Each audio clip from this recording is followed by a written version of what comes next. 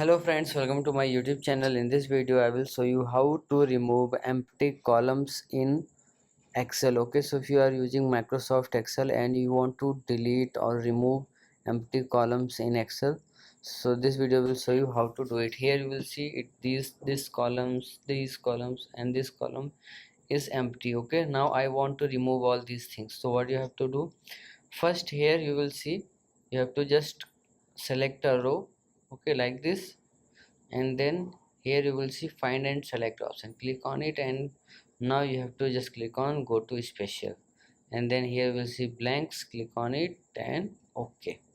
Now second step is what you have to do, here you will see delete option, now you have to just click on it, and here you will see delete sheet columns. Okay, so now what you have to do, just click on it, delete sheet columns. Now like this you can delete or remove columns in Excel. So if you like this video, please like my video and also subscribe my channel for more videos like this. Thanks for watching.